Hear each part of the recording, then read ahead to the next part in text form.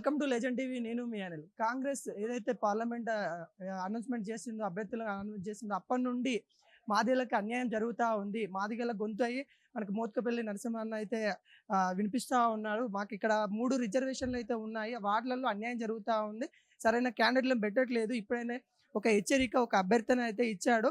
ఈరోజు అయితే నిరసన దీక్షలాగా కూర్చున్నాడు. ఒకసారి అయితే తెలుసుకుందాము. అన్న చెప్పండి అన్న, ఈరోజు అయితే ఇంత వ్యతిరేకత ఉంది కాంగ్రెస్ పార్టీలో, అయినా కానీ మీరు ఇందులో ఉండి పని చేయాలా, లేకుంటే ఏంటి అసలు మీ కార్యాచరణ ఏ విధంగా ఉంది? నేను ఒక సీనియర్ నాయకుడిగా, ఒక దళితుడిగా, ఒక మాదిగ బిడ్డగా, మాదిగల తరపున ఎవరో ఒకరు మాట్లాడాలి కదా, లేకపోతే ఆగమైపోయేటట్టున్నారు. ఈ ఆగం కాకుండా మాట్లాడటానికే నేను చేస్తున్న ప్రయత్నం. అందులో నేను కాంగ్రెస్ పార్టీలో ఉన్నా. కాంగ్రెస్ పార్టీలో అధికారంలో ఉన్న పార్టీ, రేవంత్ రెడ్డి గారు ముఖ్యమంత్రి, పార్టీ అధ్యక్షుడు కూడా. బట్టి విక్రమార్క ఉన్నారు, డిప్యూటీ సీఎం, మా దళిత జాతి. వీళ్ళు ఎందుకు ఈ రకమైన చరిత్రాత్మకమైన తప్పిదం చేశారో అర్థం కావటం లేదు. ఆ విధంగా ఈ నిర్ణయం ఎందుకు తీసుకున్నారో, 80 లక్షల మంది మాదిగలు ఉంటే ఒక్క సీటు ఇయరా, ఒక్కొక్క కుటుంబానికి 2-3 తీసుకుంటున్నారు కదా, వాటాలు పంచుకుంటున్నారు. మరి ఒక్క సీటు మొత్తం 80 లక్షలు, మా జాతి మొత్తానికి ఒకటి ఇవ్వమంటున్నాం మేము, కుటుంబానికి ఒకటి కాదు. మరి ఎందుకు ఇవ్వలేకపోయారు? ఎందుకు ఈ రకమైన తప్పిదమైన నిర్ణయం తీసుకున్నారు? ఇది మంచి పద్ధతి కాదు. పార్టీ బతికుండాలంటే, కాంగ్రెస్ పార్టీ బతికుండాలంటే, రాహుల్ గాంధీ ప్రధానమంత్రి కావాలంటే నిర్ణయాలు ఇట్లా తీసుకోరు. పార్టీకి నష్టం వచ్చే నిర్ణయాలు తీసుకుంటున్నారంటే దీని అర్థమేంటి? నిజంగా నాకు అపాయింట్మెంట్ ఇస్తే నేను మాట్లాడేవాడిని, పార్టీని రక్షించుకునేటువంటి ప్రయత్నంలో నేను మాట్లాడేవాడిని. మరి ఇప్పుడు నాకు అపాయింట్మెంట్ ఇవ్వనప్పుడు నేను ఏం చేయాలి? నేను ఒక సీనియర్ నాయకుడిగా తప్పకుండా మరి మీడియా ద్వారానే చెప్పాలి. వారి దృష్టికి తీసుకుపోవాలంటే మీడియా ద్వారా చెప్పాలి. అందుకే నేను మీడియా ద్వారా తీసుకెళ్తాను. గత 10-15 రోజుల నుండి మీ యొక్క ఏదైతే ఉందో మెసేజ్ ఇస్తూనే ఉన్నారు, కానీ ఎటువంటి రెస్పాన్సిబిలిటీ వచ్చింది కాంగ్రెస్ అధిష్టానం నుండి కానీ, ఢిల్లీ నుండి కానీ? ఎటువంటి ఏమన్నా వచ్చాయా, లేకుంటే అలానే పట్టించుకోవట్లేదా? ఇప్పుడు ముఖ్యమంత్రి గారు ఏం ఆలోచిస్తున్నారో నాకు తెలియదు. ఒక నిర్ణయం, తప్పు నిర్ణయం తీసుకున్నారు. దాన్ని సరి చేసుకోవాల్సినటువంటి బాధ్యత వాళ్ళ మీద ఉంది. అది సరి చేసుకోకపోతే అది న్యాయం కాదు, ప్రజలు కూడా క్షమించరు. ఇది ఆలోచించుకోవాల్సిన అవసరం ఉంది. పొలిటికల్ పార్టీ మనది, ఎప్పటికప్పుడు పార్టీకి అనుకూలంగా నిర్ణయాలు మార్చుకుంటాం.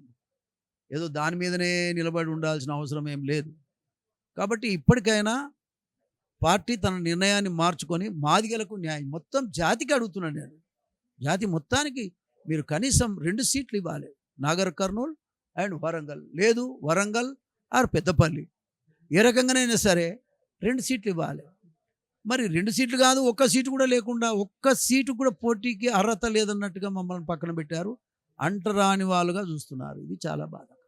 కాబట్టి పార్లమెంటుకు పోవాలి. రేపు ఏబిసిడి అక్కడ జరగాలంటే ఆ ఏబిసిడి గురించి మాట్లాడే ఒక పార్లమెంట్ మెంబర్ ఉండాలి. ఆ కులానికి సంబంధించినోడు ఒక్కడు కూడా అక్కడ చేరే పరిస్థితి లేదు. అక్కడ మాట్లాడే అవకాశం లేకుండా చేశారంటే ఇది కుట్ర జరుగుతూ ఉంది. ఇది పెద్ద కుట్ర. మాదిగలు పార్లమెంటుకు పోవద్దు, ఏబిసిడి గురించి మాట్లాడాలి. ఇది పెద్ద కుట్ర. వరంగల్ పార్లమెంట్ గురించి మాట్లాడుకుంటే, మనము 2019లో పార్లమెంట్ ఎన్నికల్లో అత్యధికంగా మెజారిటీ వచ్చింది పస్నూరు దయాకర్. తను కూడా ఇప్పుడు కాంగ్రెస్లోనే ఉన్నారు. అలాంటి అతనికి ఇవ్వకుండా కడియం కావ్య ఇంటికి వెళ్ళి మరి కండో గప్పి తీసుకొచ్చి ఇవ్వడంలో ఏముందని అనుకుంటారు? ఏముందో మరి అది రేవంత్ రెడ్డి గారే చెప్పాలి. అది అసలు ఇంత నష్టం వచ్చే పని, జాతికి నష్టం వచ్చే పని, ఆయనకు నష్టం వచ్చే పని, ఆయనకు చెడ్డ పేరు వచ్చే పని ఎందుకు చేయాలనో నాకు అర్థం కాదు. కడియం శ్రీహరి యొక్క క్యారెక్టర్ కానీ, ఆయన వ్యక్తిగత విషయాలు నాకు అవసరం లేదు. కానీ ఆయన మాదిగా కాదు. అసలు ఆయన ఏ కులమో ఇప్పటిదాకా ఎవరికి తెలియదు, ఉన్నమాట చెప్తున్నా. కాబట్టి అటువంటి వ్యక్తికి మళ్ళీ ఇంత ప్రాధాన్యత ఇచ్చి, ఇదే ముఖ్యమంత్రి గారు ఏమన్నాడంటే, ఎన్నికల్లో నా స్టేషన్ కన్పూర్లో కడియం శ్రీహరి పోటీ చేస్తున్నప్పుడు ఆయన అన్నది ఏంటంటే, మాదిగల నోటికాడి బుక్క గుంజుకొని తింటున్నాడు కడియం శ్రీహరి, ఆయన మీద ఆయన కులం ఏమిటో న్యాయ విచారణ చేపిస్తానని చెప్పాడు. ఆయన విచారణ చేపిస్తానని చెప్పాడు. మరి అటువంటి వ్యక్తి మళ్ళీ ఎట్లా టికెట్ ఇచ్చాడో, ఇస్తే ఇచ్చాడో, అది ఎందుకు ఇచ్చాడో అర్థం చేసుకొని ఈ యొక్క వాతావరణాన్ని చూసి మానుకోవాలి ఇప్పటికైనా. ఇప్పుడు చూసుకున్నట్లయితే, ఇప్పుడు నాగర్ కర్నూలు కానీ, పెద్దపల్లి కానీ, ఇప్పుడు వరంగల్ కానీ, 3 అయితే మనకైతే రిజర్వ్ స్థానాలు అయితే ఉన్నాయి. సో మీరు ఏది అడుగుతూ ఉన్నారు, లేకుంటే అక్కడ మీరు ఏమైనా క్యాండిడేట్ని సూచిస్తూ ఉన్నారా? నేను ఎవరి క్యాండిడేట్ ముఖ్యమంత్రి గారికి ఎవరి మీద ఇంట్రెస్ట్ ఉంటే మాది కూడా ఎవరైనా పర్వాలేదు, మనకి అభ్యంతరం లేదు. 2 సీట్లు ఇవ్వాల్సిన అవసరం ఉంది. ఒకవేళ ఇలా స్పందించకుండా ఉంటే, మా జనాభాను పెట్టాడు.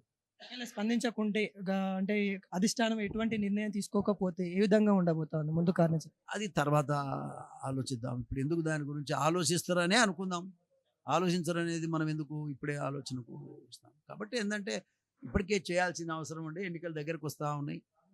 ఇప్పుడు రాహుల్ గాంధీ గారు ప్రధానమంత్రి కావాలంటే అన్ని సీట్లు గెలవాల్సిన అవసరం ఉంది.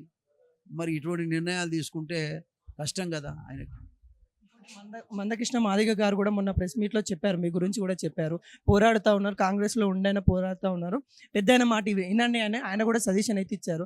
మరి మీరేమంటారు? అంటే మీరంతా ఒక్కొక్కరుగా విడిపోయి కొట్లాడుతూ ఉన్నారు, కలిసి కట్టి కొట్లాడితే బాగుంటుందేమో అని ప్రజలు అనుకుంటా ఉన్నారు. నేను ఒక మాట చెప్పనా, ఇది పట్టుకొచ్చి ఇప్పుడు ఉన్న వాళ్ళు మా వాళ్ళు అమాయకులు, మా జాతి అమాయకులు కాబట్టే కదా వాడుకుంటున్నారు, వాడుకొని వదిలేస్తున్నారు. ఎన్నికల బ్యాంకుగా చూస్తున్నారు తప్ప మమ్మల్ని రాజకీయంగా గుర్తించటం లేదు. కాబట్టి ఈ సమస్యలు వస్తున్నాయి కదా. కాబట్టి దీనికి ఖచ్చితంగా కాంగ్రెస్ పార్టీ ఆలోచించుకోవాలి, మాదిగలను దగ్గర చేసుకోవాలి, రేపు ఎన్నికల్లో గెలవడానికి ప్రయత్నం చేయాలి. మందకృష్ణ మాదిగ గారు కూడా ఒక మాట అన్నారు, మీతో కలిసి పనిచేసే ఛాన్స్ వస్తే ఖచ్చితంగా మాదిగల కోసం కొట్లాడతామని అన్నారు. మీరు ఒకవేళ అతనితో కలిసి పనిచేసే ఛాన్స్ వస్తే కలుస్తారా? ఈ ఇష్యూ మీద రాజకీయం కంటే ఈ ఇష్యూ మీదనే ఫైట్ చేసిందంటే ఖచ్చితంగా కలిసి పనిచేయాల్సింది. ఆయన నా తమ్ముడే కదా, వేరే అభిప్రాయం ఏముంటుంది? ఆయన మాట్లాడేది కూడా ఖచ్చితంగా పార్లమెంట్లో 2 స్థానాలు మాదిగలకు ఇవ్వాలని ఆయన కొట్లాడుతున్నాడు. ఆయనకు నా పూర్తి మద్దతు ఉంటుంది. అయితే కలిసి పనిచేయటం అంటే కూడా ఇది జనరల్ సమస్య మీద రాజకీయాలకు అతీతంగా పోరాటం చేసేది ఉంటే ఖచ్చితంగా చేయవచ్చు. దానికి ఏముంది? కానీ నాకు పార్టీ ఉంది, ఆయనకు పార్టీ ఉన్నప్పుడు నాకు కూడా ఒక పార్టీ ఉంది. ఇది కూడా అర్థం చేసుకోవాలి. ఇప్పుడు ప్రధానంగా ఇప్పుడు ఈ సందర్భం నిరసన చెప్పేటప్పుడు ఏమైనా అభ్యర్థిస్తూ ఉన్నారు? నేను ఇప్పుడు చెప్పాను కదా తమ్ముడు, మాకు 3 సీట్లలో 2 సీట్లు మాకు ఇవ్వాలి. గతంలో ఇచ్చినటువంటి సీట్లు కేసీఆర్ ఉంటుంది, మాకు గతంలో 2 సీట్లు ఇచ్చాడు, ఇప్పుడు కూడా 2 సీట్లు ఇచ్చాడు. మరి మనకేం పుట్టింది? మంచిగున్న పార్టీని ఎందుకు పాడు చేసుకుంటారని నా అభిప్రాయం. సీనియర్ ఎన్టీఆర్తో కూడా వాళ్ళతో కూడా పనిచేశారు, అంత పెద్ద పెద్ద నాయకులతో, సీఎంల గారితో కూడా వర్క్ చేశారు. ఇలాంటి ఎప్పుడైనా చూసారా? లేకుంటే గతంలో ఇలాంటి సమస్యలు ఎప్పుడైనా రిపీట్ అయినాయని అనుకుంటున్నారు? ఎప్పుడు కాలే.